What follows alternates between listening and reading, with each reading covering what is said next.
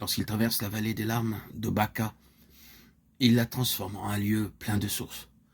Leur force augmente pendant la marche et ils se présentent devant Dieu en Sion. Psaume 84, 6, 7. J'ai ouvert mon bien-aimé, mais mon bien-aimé s'en était allé. Il avait disparu. Cantique des Cantiques 5, 6. Pauvre âme. Ces moments d'hésitation vont te coûter bien cher.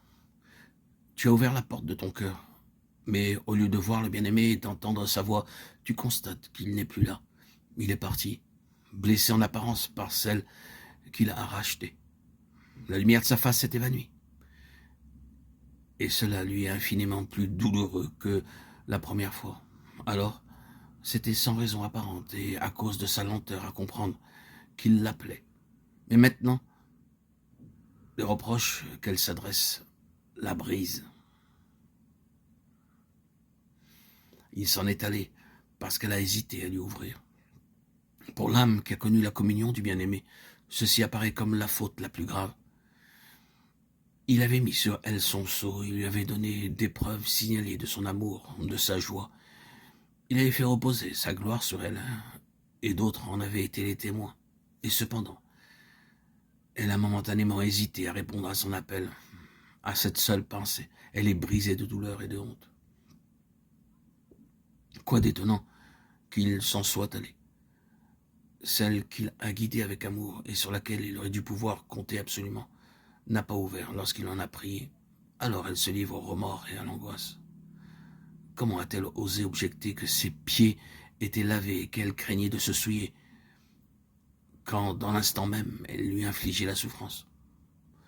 Que pourrait-elle faire d'autre maintenant que se réfugier en cette source toujours ouverte pour le péché et s'humilier devant Dieu?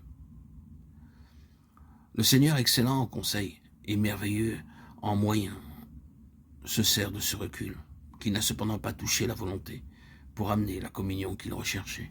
Sa haine du péché, augmentée par la révélation de sa très grande iniquité à la lumière de la sainteté, cette haine est si profonde qu'elle aurait pu supporter toute haute souffrance si sa conscience avait été nette d'offense.